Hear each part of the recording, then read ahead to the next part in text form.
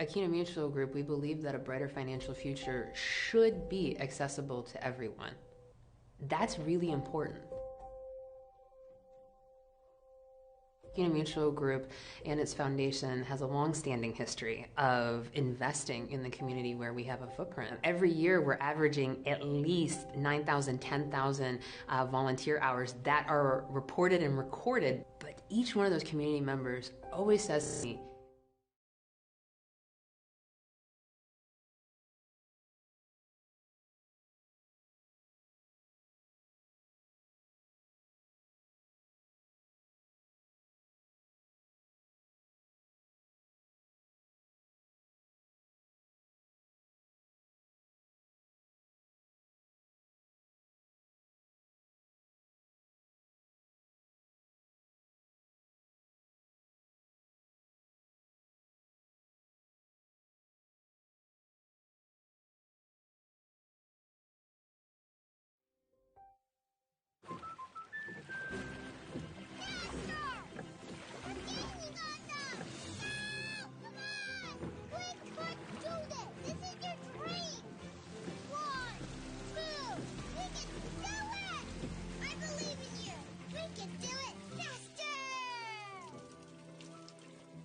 Home is the training ground for her dreams policy from American Family Insurance.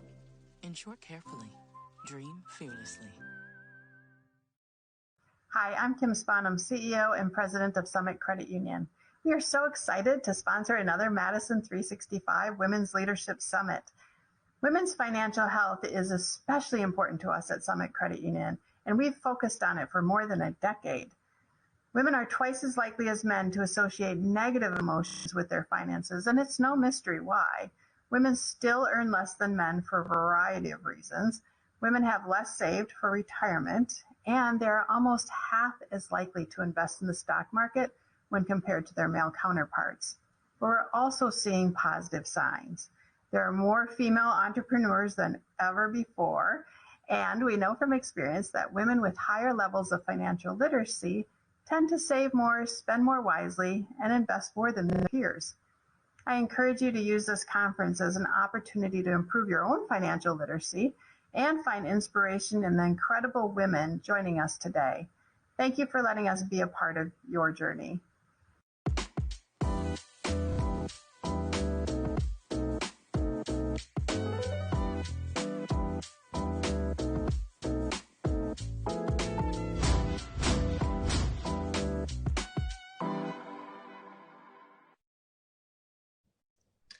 Welcome and thank you for being here for the second day of Madison 365's Women's Leadership Summit, presented to you by Summit Credit Union.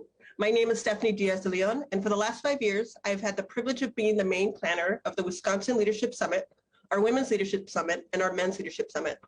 This afternoon, I have the honor, and it is an immense honor, to be moderating the panel titled Having Voice and Agency, Women of Color in the C-Suite, a discussion with 4 powerful and inspiring women of color who share their experiences and tactics that have allowed them to find their own voice in the various spaces they navigate.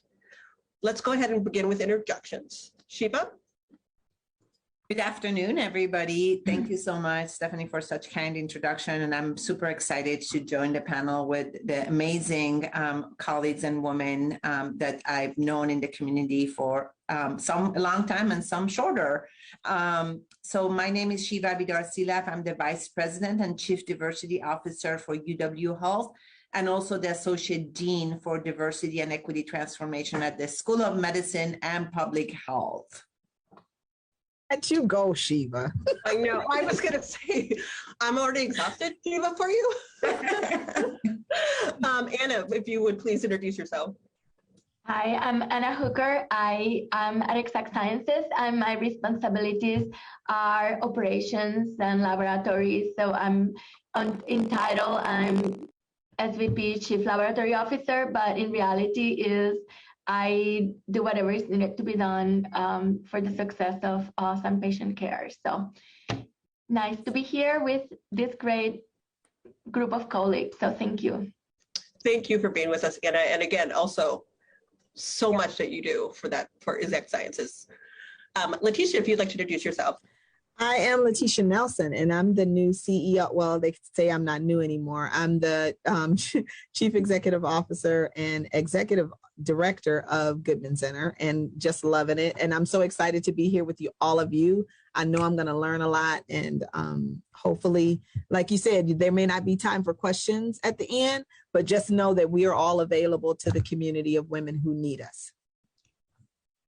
Thank you so much, Letesha. We really appreciate you being here. And Marilyn, last but not least. Oh, and it's just because of my last name. Only because of your last name. The last one. Hi, I'm Marilyn Ruffin, a VP of Family and Community Engagement here at One City Schools. 5 years now for me. This is a career change after 22 years in the engineering world. So I went from engineering circuit boards to engineering families right here at One City Schools. That's a really great way of describing what you're doing now. So actually, Marilyn, I think I'm going to start with you with our first question, and I'm going to change it just a little bit. As you have navigated your career, how important has it been for you to show up for yourself on your journey, as well as have other folks show up for you in your journey? And how has that helped you have some standing and power within your organization? Wow, that's a loaded question. That's a really long question, I know. But after, like, we just had a pre-conversation, and I was like, you know what? How are we standing up for ourselves? Standing up for yourself, that's interesting for me in the world, really, of a male-dominated white field of engineering. I didn't feel like I had my voice then. After 23 years, I decided to change careers into education. And the first thing I wound up doing was substitute teaching. And I found my voice in front of the classroom. And not only that, was able to provide a voice on the school board when I was elected, the very first Black, very first one in Sun Prairie's history to be on the school board. And from there, it went on to providing the opportunities of being here at One City Schools, where I feel like my personality just gelled a lot more than my 23 years in engineering, where I felt like I didn't have a voice. And so it is so important to feel like you're in the spot that you want to be in, and that you go with your truth, and for others to see you as well. So you never know what can change when you decide to say, hey, I'm going to take power of my voice and go for it. Thank you. Anna, how would you answer that question?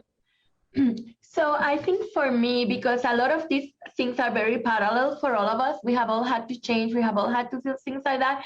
I'm going to take the aspect of who has been there to help you show up, and the importance of having those sponsors in your career and in your life. Because the reality is that in what you said, a male-dominated world, whether it's engineering, whether it's business or lab science, is still a male-dominated world in many, many areas, right? And we all need sponsors, especially women of color, because sometimes even your validity is dependent on a sponsor just nodding after something you said in a meeting, just calibrating the room to just a nod makes others listen to you or others pay attention. And all it takes is one person to just go in a room, and that all it takes for others to feel like that about you too. So cultivating relationships and creating sponsors, whether male or female, and whether they are Black or in any other color, doesn't matter. But having good sponsors is very important. Unfortunately, white sponsors sometimes are needed for women of color, because that's pretty much the room, right? And that's what people follow. So I think that for me, it has been important to cultivate those relationships. And I think it's an evolution. It's a day-to-day, forever thing for us, because we're not in a situation where things are going to change in my lifespan to the point that we won't need it. So unfortunately, this is a multi-generational change that has to happen, and we just need to continue to push for that. I mean, sometimes your validity comes from a sponsor. That's really important to acknowledge, right? Sometimes the way that we're able to feel of value and have some power in the space is because somebody else gives us that nod, right, and gives us that confidence. Shiva, how would you answer this question? So I'm going to take totally agree with Marilyn and Anna. Just that my twist to it is actually healthcare is a white woman dominated field. So I'll pause there. And so for me, that has, as a woman of color, has definitely posed some challenges, and that I continue to navigate. But to elevate what Anna said, what has been really important for me is to actually have mentors and sponsors that are white women who have helped me gain a voice and be heard by amplifying my voice oftentimes in those rooms. And, over time that has allowed me to then really have that standing. But I know that for at the beginning, certainly it took them amplifying, literally say what I said after I said it, that whole thing that happens, for people to hear what I was saying. But again, so it is really also, I think, a challenge that we just need as women of color to talk about and be more open about those challenges, right, in women's leadership. Absolutely. Letesha, how would you like to answer this one? As I listened to the other three powerful women on this panel, I thought about the times when we were too afraid to have that voice in a room. And I'm thinking about my own self, and I think about how much reconciliation I had to have with myself that I was good enough to be in the room.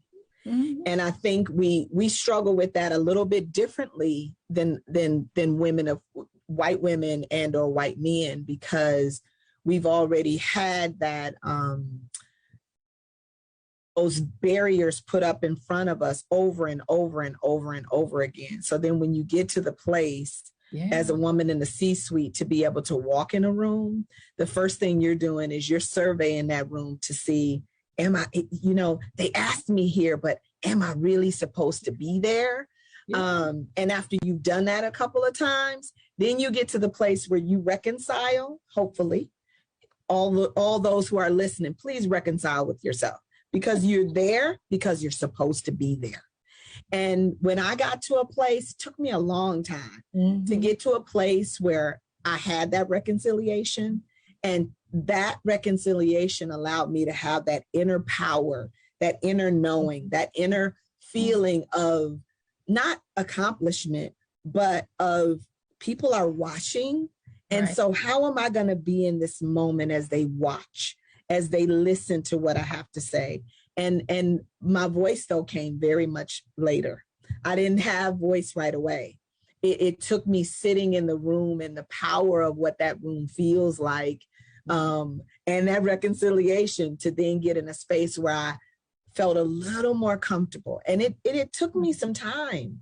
I would have to say that now, this is kind of weird because I've only been at Goodman for a year, but I would say that voice, however small it was prior to coming to Goodman, has grown and grown and grown being in this space, because I know that, first of all, people are watching. There are young Black women and other women of color that are watching. There are little children that are watching to see what the next thing that person of color, that's a woman, is going to do and how she's going to respond to the environment around her when she has to sit in front of a board and say, I need this, and this is why. Or we need to change this, and this is why. It is not an easy place to be in, but I challenge the folks listening to just have that reconciliation, to know you're there. Your purpose is to be in that room. And you speak for all the others coming behind you and the ones that are watching you at that moment. So, not to get so crazy, but I get very emotional and vulnerable around a topic like this, because it took me a long time to have a voice. It took me a long time. And I still kind of wonder, am I, you have that voice in the back of your head that says, okay, you're there, but are you really there? Do they take you seriously? Is what you have to say important to them enough for them to make change or to come along with you? That's a big place to be in. So absolutely. Thank you. We can absolutely, yeah, absolutely. Yeah, exactly what Marilyn is saying. Absolutely. And I mean, it's a value to me. I think your voice is important to me. It isn't all of your voices are important to me. Like I said, I was very excited to moderate this. I very purposely chose this one because I wanted to learn and listen and hear. And I feel, first question, already seen, right? Like I can relate to every single thing all of you just said. Right. And I know a lot of women of color feel that way as well. Like they feel seen and heard and understood and not so alone, right? Because sometimes it's incredibly lonely in these spaces if you're trying to navigate. You walk into the room like, oh, I'm the only one again. All right, let's go. Like you're alone, and you getting that nod from somebody, whether with power, with more leverage than you, means something, right?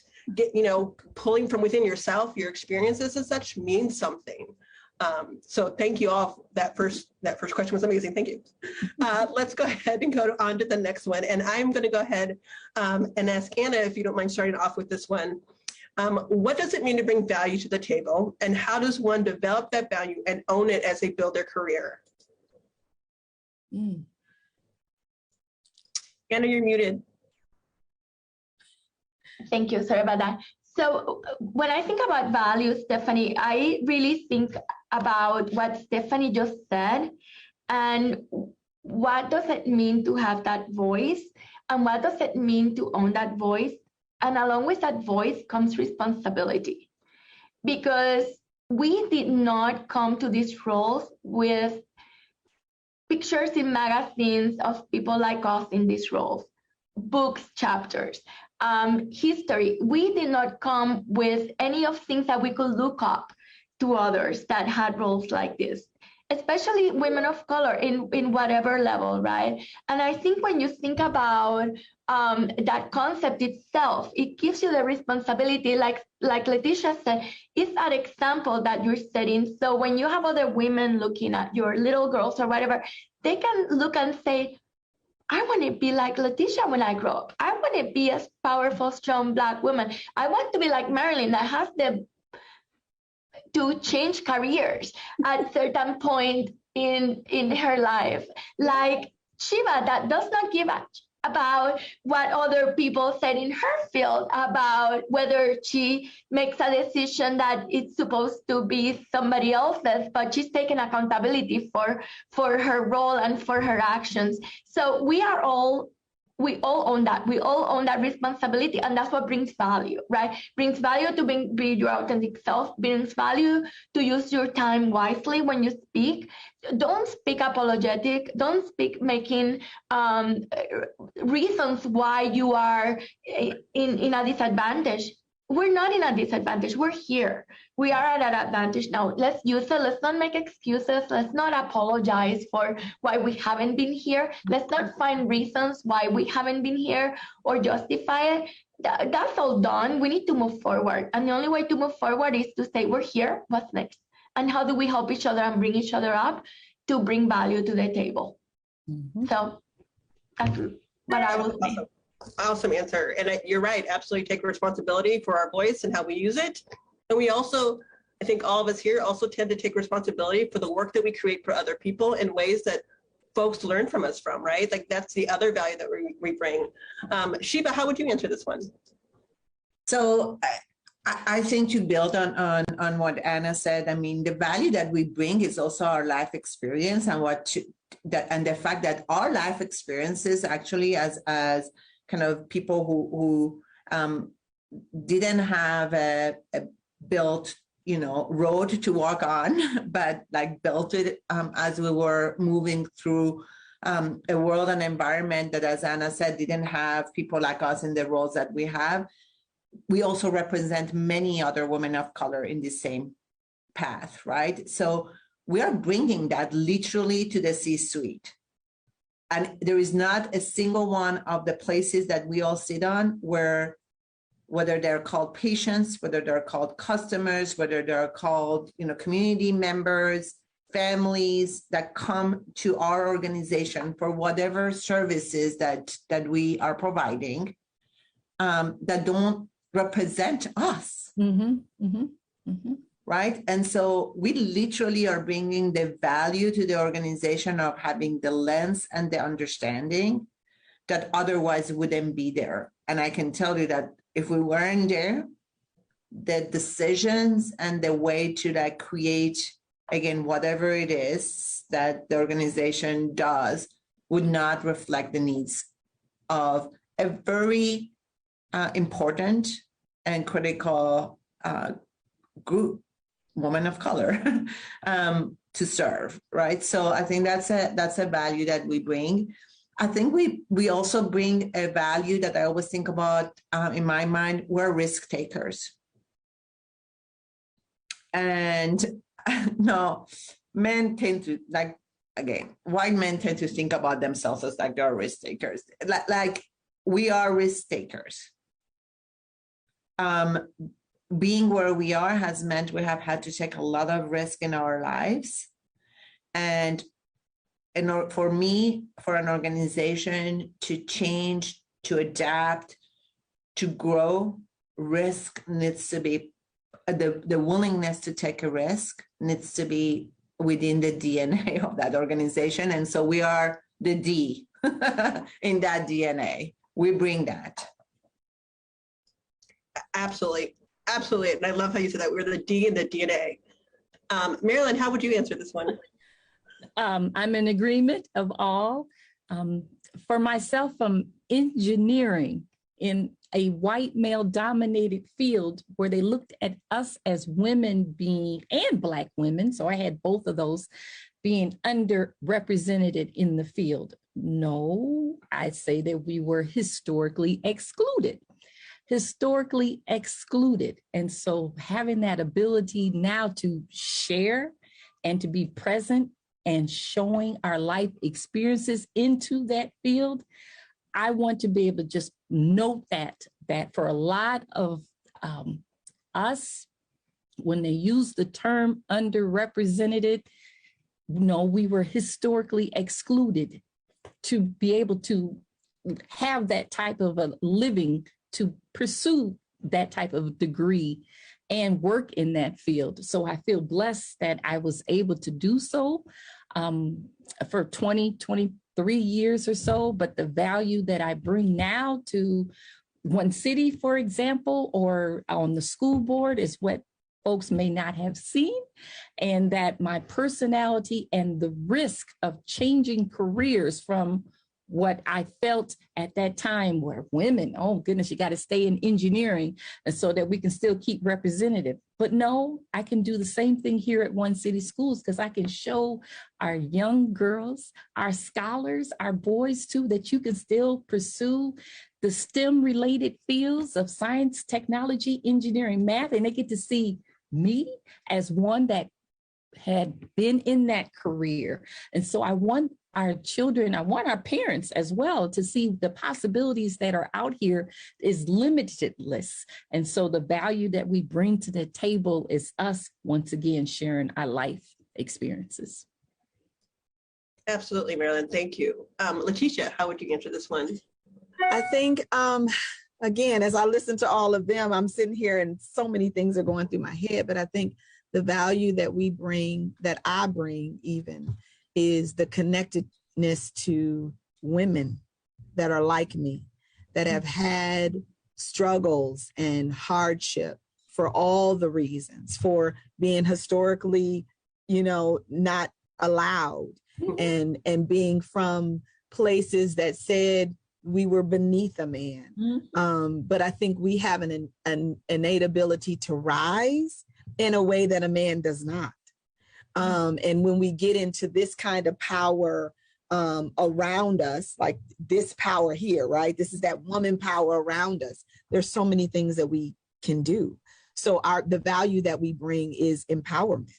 We bring the possibility that you don't always have to be here, that you could potentially be up here it's there, and there's people who want to push you up there if you're willing to go, if you can get unafraid and unapologetic about where you want to rise to. So I think that's the value we bring the most.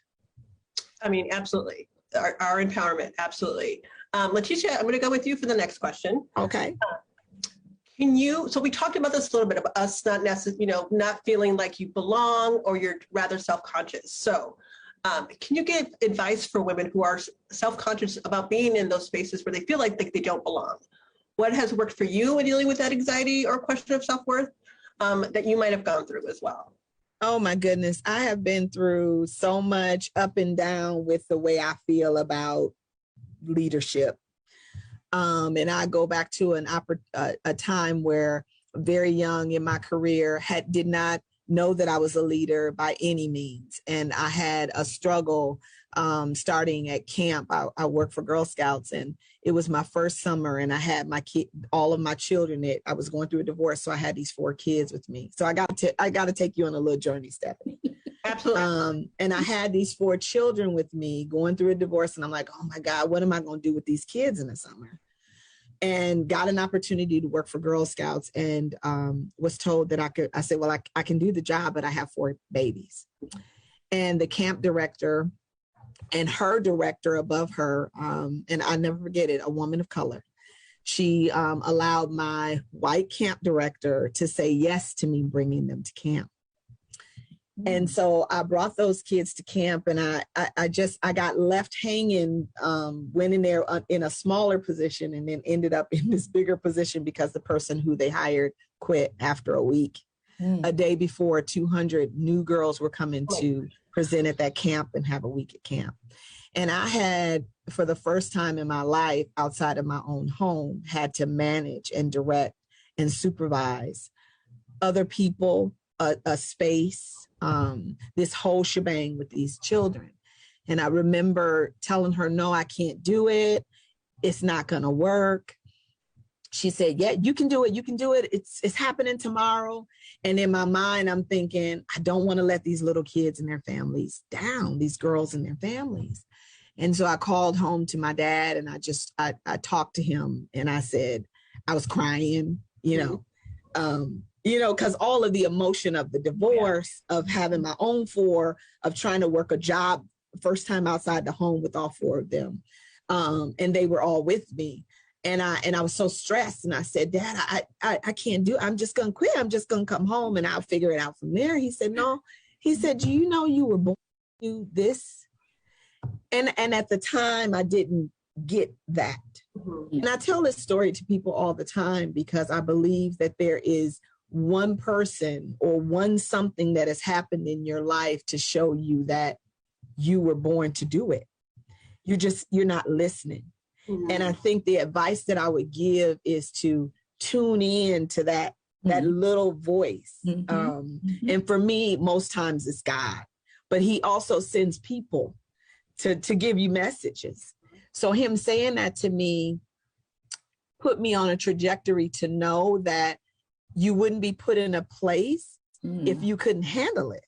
Like right. There are people that you can rely on to help lift you up when you're feeling burdened, held down, when you're unsure. There's always things coming in from different, but you got to listen. Mm-hmm. And so my advice would be to listen to that voice. It's there. And it will guide you in the right direction. You won't be like this. That's how you know it's the voice, because you're not all over the place. Things come easier. You get settled in your spirit a lot more, and you can just move, and you know that things are coming, but you know you're moving in the right direction. So I would say, listen to that voice. It's important. It has helped me over the years. And as I look back, I think about all the voices that were positive to help me move in the right direction and get me here. I couldn't have got here by myself. I know that I had to have, first of all, my own inner strength, but also that ability to let go and not have this ego on my shoulder about, I should do it. This is, people should do. No, you need to get yourself together first. And then you need to listen and take in from those folks who you see that have done it, who are positive, and who want the best for you. Because sometimes you can't see that. You need to get out of your own way too. That's the second thing that I would say. Get out of your way, because there is something for all of us to do here for the people that are around us, but also for bigger people. And you may not even know that you need to help them. So that's what I would say. Absolutely. Absolutely. I don't know how many times I've had friends or coworkers come up to me who are women who say, who are going through this anxiety and self-doubt. And I have to ask them, like, who told you don't belong here? That's who right. was it? Was it you? Because whatever part of that needs to go away right now. Because you belong here. You've earned this spot. You've earned this, and if it was somebody else, I'm like, who cares? What about them?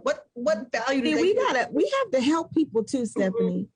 Some people, we have young women here, and I'll be finished after I say this, but we have young women here who have, I'm just going to quit my job. What? Because it's not going your way in the timing that you thought.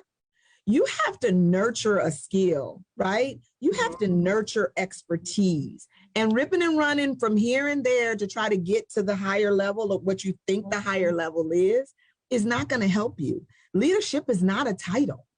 It's not. It's all of the things that you gather and that you give back.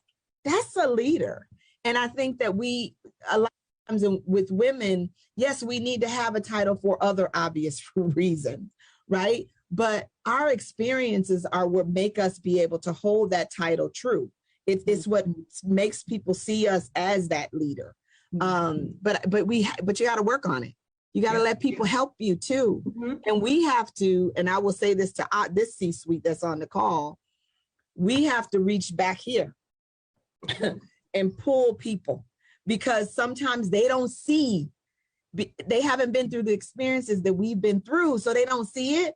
And sometimes you got to get a little rough with them about it. I'm being honest, Stephanie. Sometimes you have to just say, baby, let's have a talk. Let's have a talk, because you're not doing what you're called to do. And I need to help you get there. And this don't feel comfortable all the time. But in order for the world to get what you have to give, I need to coach you and talk you through. So we got to do this. Get on up here. Just let's have this conversation. I know you don't like it. I know you don't want to be chastised, but let me get you in order, because there's work that you have to do and that you have to give out. So I'll leave with that, because I could talk about that.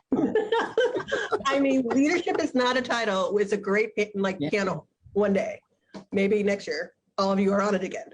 Marilyn, how would you answer this one? Yeah, leadership is not the type. You're absolutely correct on that one. To me, I look at it as, it's just words on a piece of paper. I say this long thing. I said, it's not about me.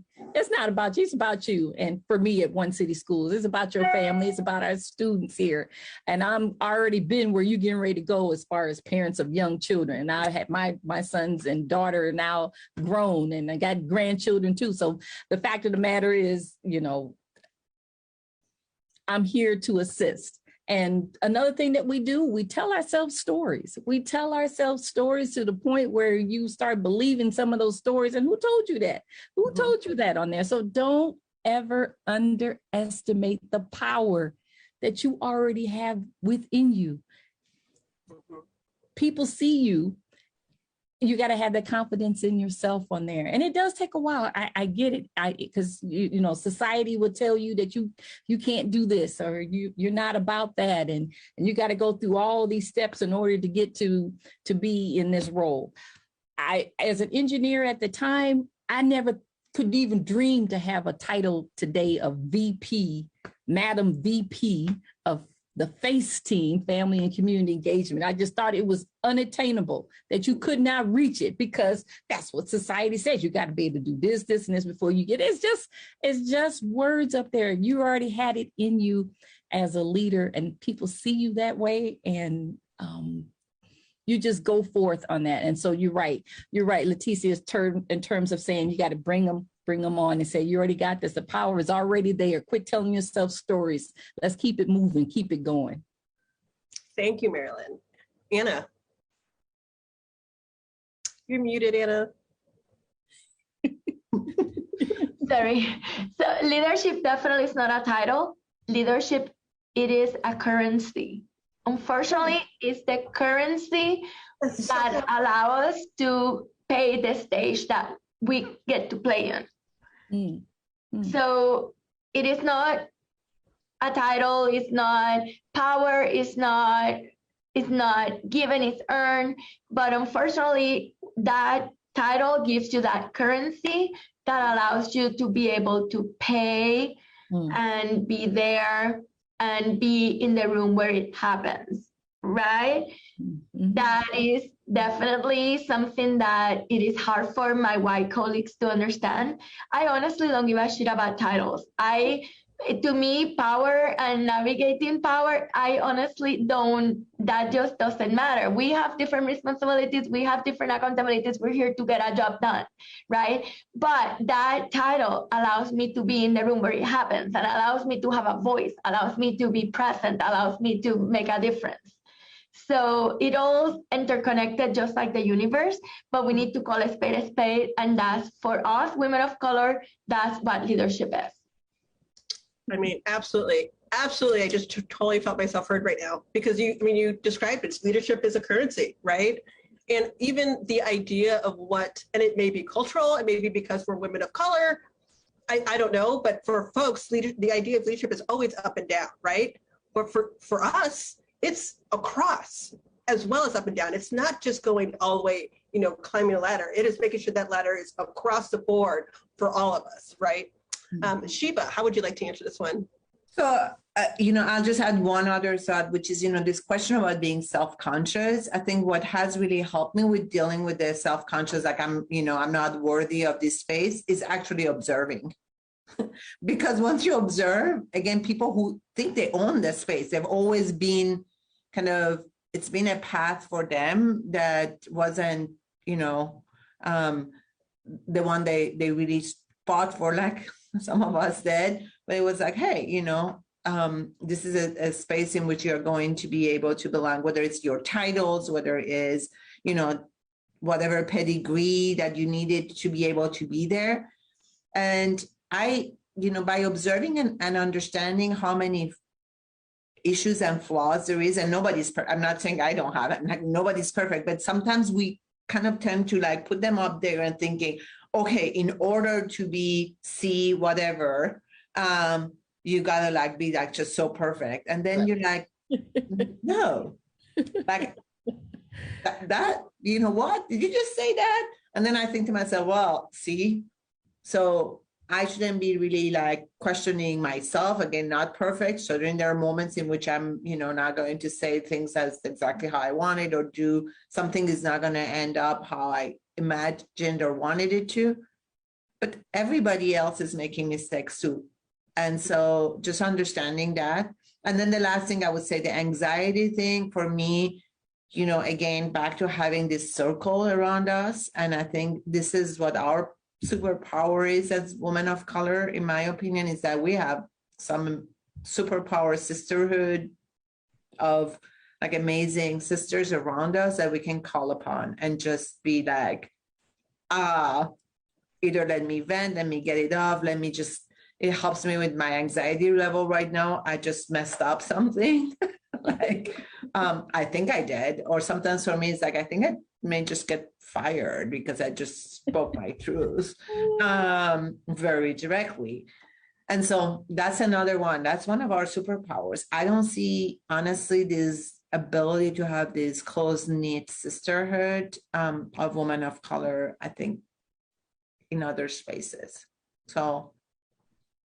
Absolutely. And just so y'all know, even if I don't contact you, I'm always like clapping for you, right? Just know that I'm supportive of all of you. Absolutely. Because there's only so many of us around, right? In those roles, in these spaces, let alone in the state.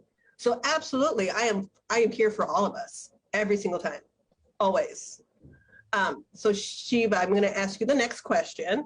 I think I'm going to kind of pull from a little bit of what you said in your answer.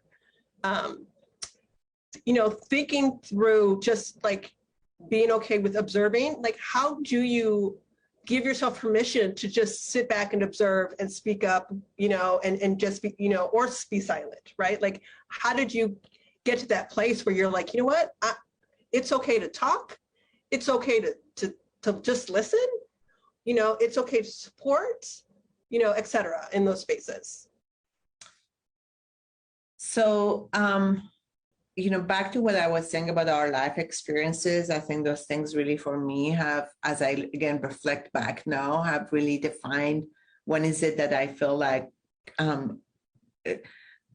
have been given, and I think the teacher said, like, I am in this place because I'm supposed to be in this place.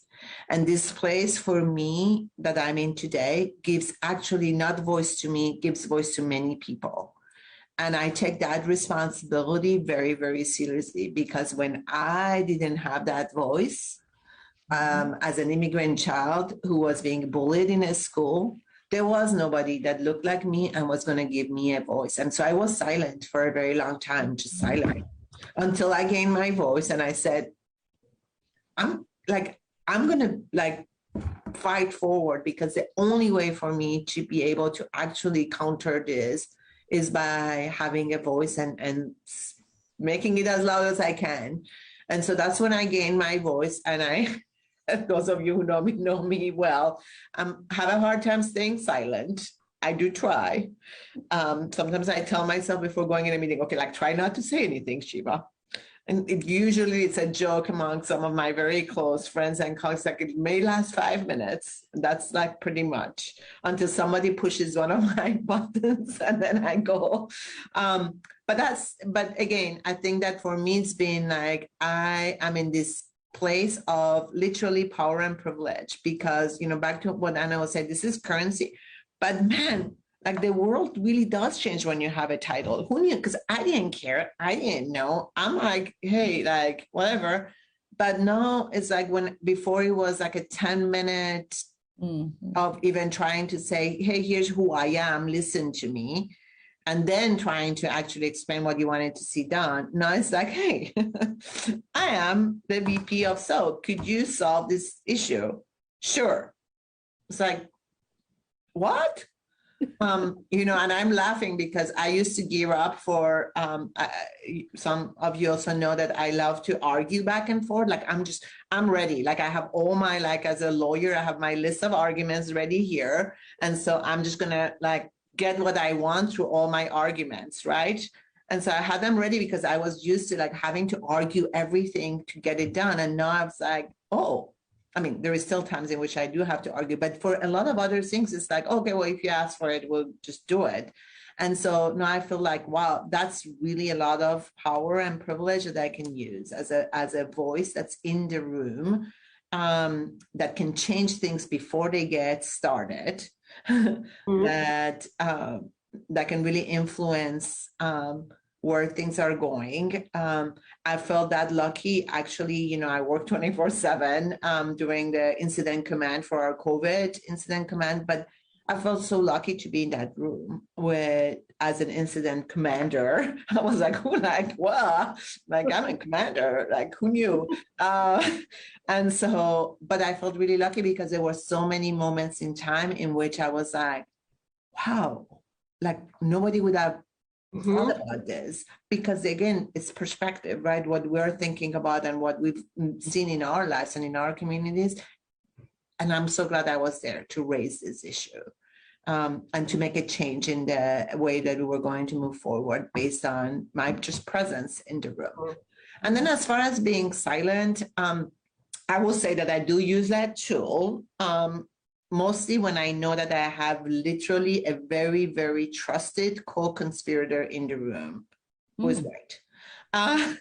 So I have used it, and I do use it when I know there is danger zone, because we all have danger zone, and it's just, and so if I know I'm going to be in a space where there is danger zone and that there is a really trusted co-conspirator in the room, and that is going to kind of use their voice on my behalf, it's not even my behalf, on behalf of, I think, equity, then I can stay silent. Awesome.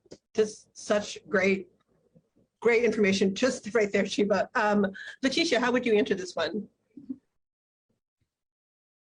I would ditto everything that Shiva said. And I think I'll start with the silence because like her, I do speak up for myself and I have my arguments ready too. But I also have this place in myself that I feel like because I'm a Black woman, that I have to be on the defensive all the time. So that also that forces you like to speak when you don't necessarily need to.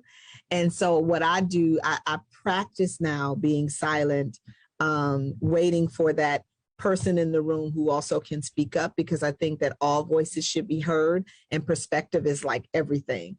But I have to practice the silence because I'm naturally in this place where I feel like I have to defend not only my womanhood, but my Blackness, coming from, you know, poor roots or whatever. Like I'm always in that place where I want to tussle a little bit.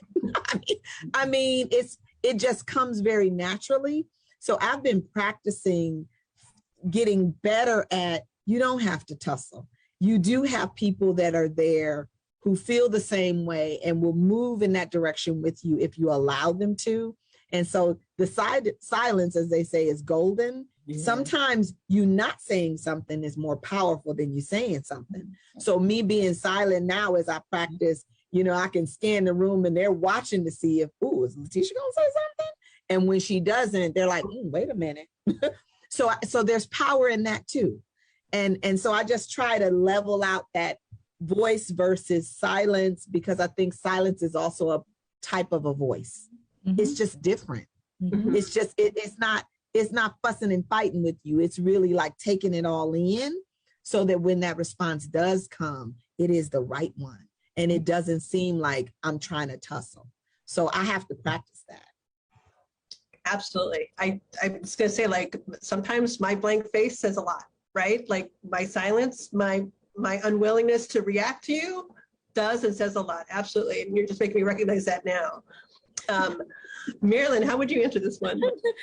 I say the same thing even on social media. Like, okay, I'm just going to sit back here. I'm going to be silent because they look, what is she thinking? Well, because I see stuff in there. You know what? I'm just going to observe here. I would say that for myself, when I switched careers and I decided to go undercover as a substitute teacher, as an engineer turned substitute teacher, to see what's happening in the classroom. Mm-hmm. And to see our babies light up when they saw someone of influence and power in front of the classroom, priceless. Oh my goodness. And to be able to share that at a parent meeting to the point where someone says, you know what, you should run for school board, to share what you're seeing. And that, you know, propelled me to go down the route of running for school board, because I said, well, I know nothing about running. What is that supposed to mean? I said, what's the worst that can happen? I just won't get on the board, you know? Well, what's the worst that can happen? Oh my God, I might just get on the board. All right, so now I'm really going to have to talk.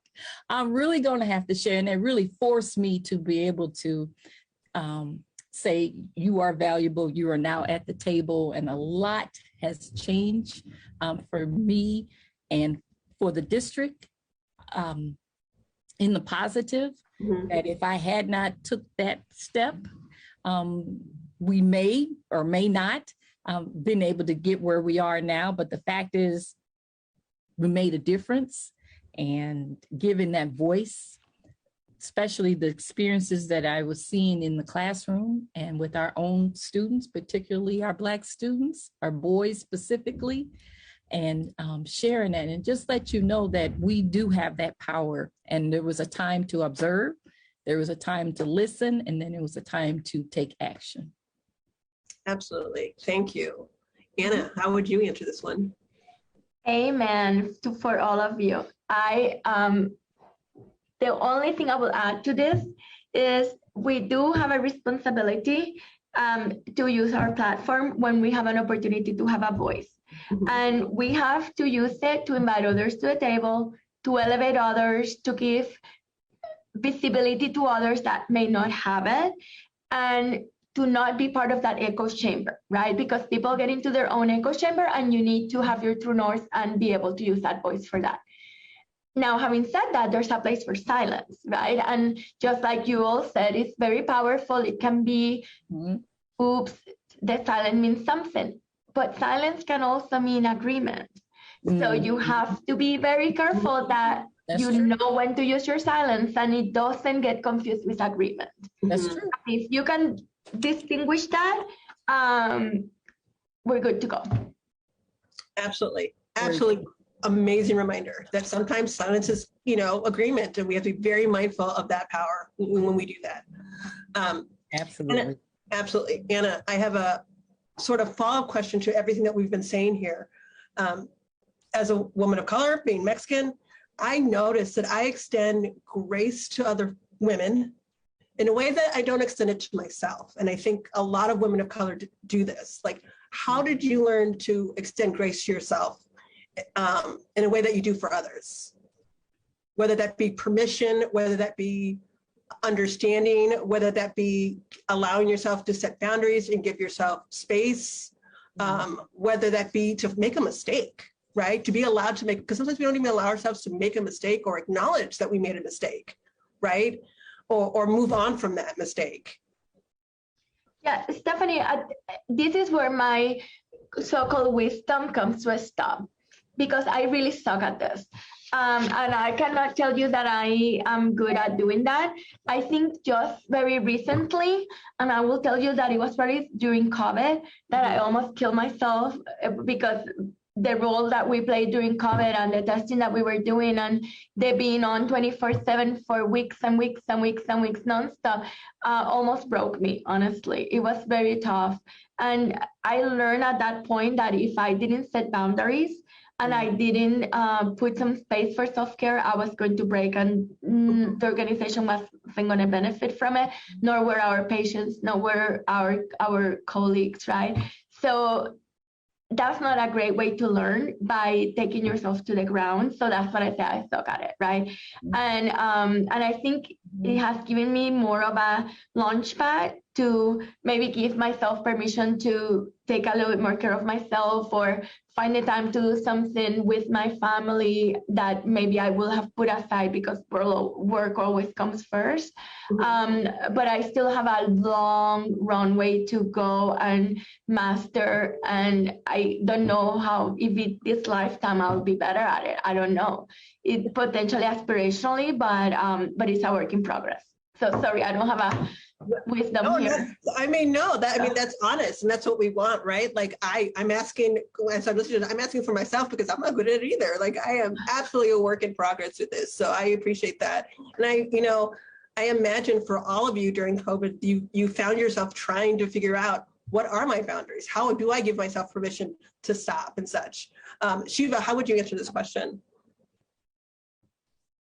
So a couple of things for me. I think, and I agree, during COVID, again, I think it was an interesting time, because some of us were like 100 miles an hour, 24/7. And then for some other people, I realized that it was like a weird feeling of not being able to even really want to talk about it, because for others, it was the opposite, right? The way their other work, they didn't know what the future was going to like for them from a work perspective. And so it seemed like a bit difficult to say, no, I'm like working 24/7 and my job is like, absolutely busy.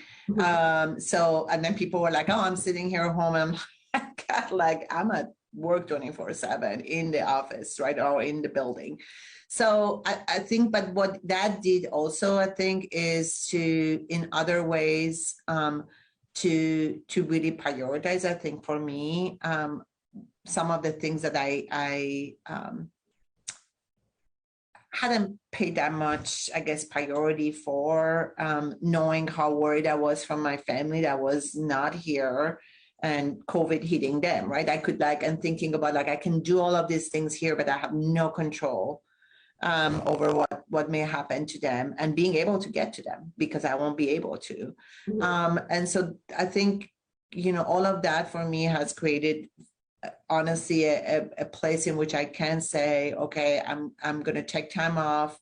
I'm taking I literally never taken 2 or 3 weeks off. because it just seems like 4 days is like all I can do. So I'm going to take 2 weeks off to go see my family. And I have been taking 4-day weekends and just that grace. And then the other piece is giving myself, I am like seeing that I'm giving myself a lot more, maybe, I don't know if it's grace or permission to say, I don't have to be perfect, in meaning like my email is, it's like out of control. And I have always been like, you email me, I email you back. I'm on it. Like, I'm going to be responsive because my standard is right here. And so now it's like, and then I knew like everybody's standard is not there because I send emails and people don't respond to me. So now I'm like, you know what? Not everything needs to be done today. And I'll do what I can. I'll deal with what's priority, and then I will come back to it, and it'll still be here. So I think that's another way of giving myself grace. And the last one is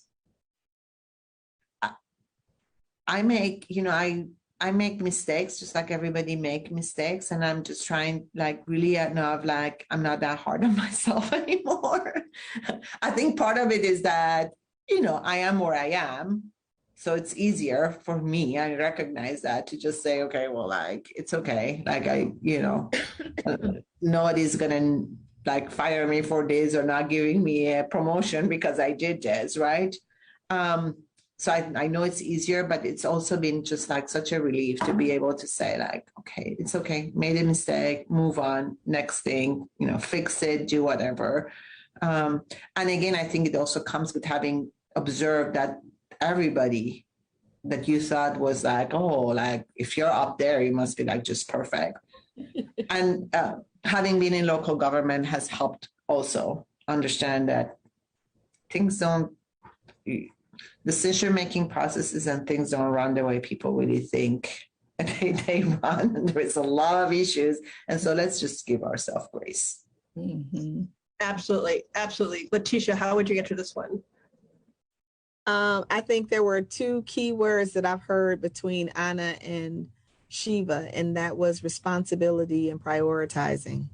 And I think that we have a responsibility to ourselves to give ourselves permission because we're no good for anybody else, right? And then prioritize how you're going to do that to make yourself be okay with it. I think that a lot of times we feel like everybody's looking, we have to be on. Oh, that you're not doing a good job or you're not at the level that you need to be, but standards can change. It doesn't mean that we're bad people. We're just people. We're people. And if we're telling others to be okay with the way they are, then why aren't we saying it to ourselves first? And that comes from me having children very young and trying to put them first. And I remember talking to someone a couple of years ago, probably about 4 years ago when I left Girl Scouts, and what she said to me, and she said, every time that you put them first, you actually stop taking care of you. Just know that whatever is your charge to do, if you take care of you, the charge is going to be taken care of. And that includes every person in your life, every job that you have. I mean, if we take good care of ourselves, we're going to be 180% on the job. We're going to be 180% as a parent, as whatever the skill is, whatever you're giving to the church, whatever you're giving, you're going to be more than that 100% if you're okay. And so the permission is to just say to yourself, ooh, I got to take better care of myself, my health. If I'm exercising, if I'm eating well, if I'm taking a minute just to walk away from a situation because I'm overwhelmed or I feel like I'm on, just do that. What's wrong with you doing that? It's okay. And when you do that, you can come back and you're going to be more than 100% in that situation. And so prioritizing and responsibility, I have to do that with myself first before I can do it with anybody else. Absolutely. And when you say responsibility, also like responsibility of who I'm modeling for. Right? Yes. Not just for my children, but like it took me a long time to recognize, I'm like, I am not a healthy person to model after. And yet folks are modeling their expectations after me. I'm like, I gotta change that. I'm not very good at it, but I'm trying to like change that and make that work. And like Anna said, be a work in progress and be more mindful of those. Marilyn, how would you answer this one? As a society right now, it's a microwave. We're a microwave generation. We want it now. And we don't want to wait. You put that minute on that microwave, that's taking too long. You got to go back to when you had to put a frozen pizza in the oven and you had to turn that oven on for 350 and you had to wait for that pizza to get done. You had to wait for the concept. So you have to breathe. You got to take a moment to breathe. It's going to be there. It's going to be there tomorrow. It's going to get done. If we get out of that microwave society generation that we got to do it fast and got to do it quick and you got to do that and you're going to run yourself ragged. I get it.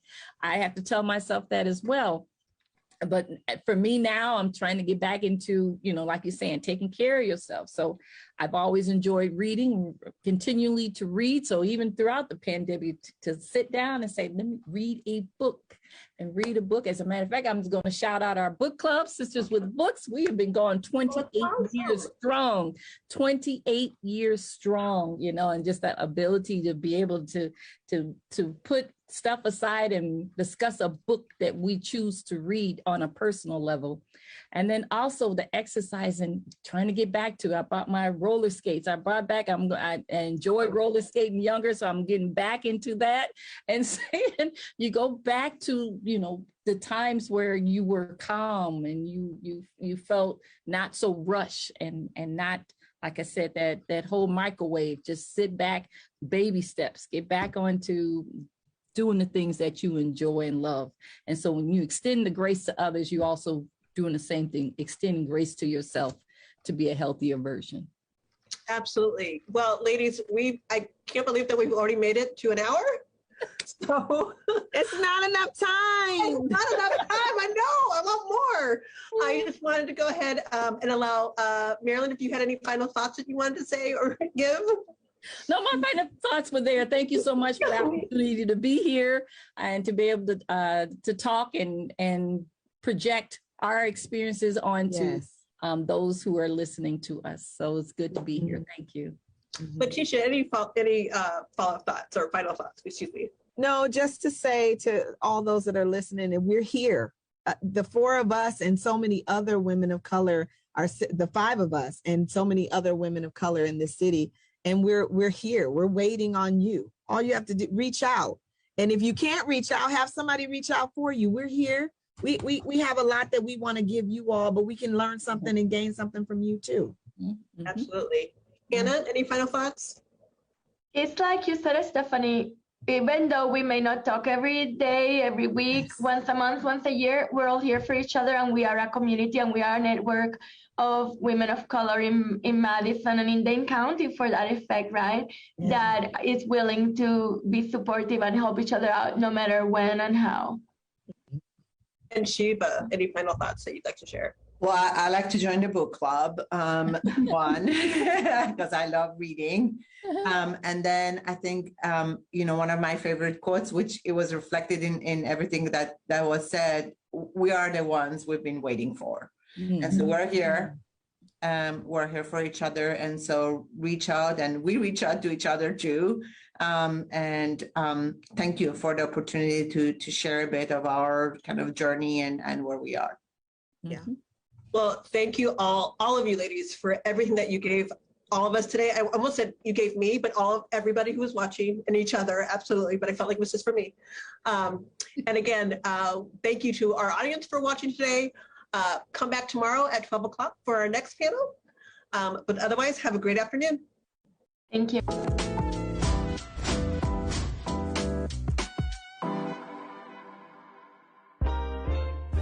This is 365 Media.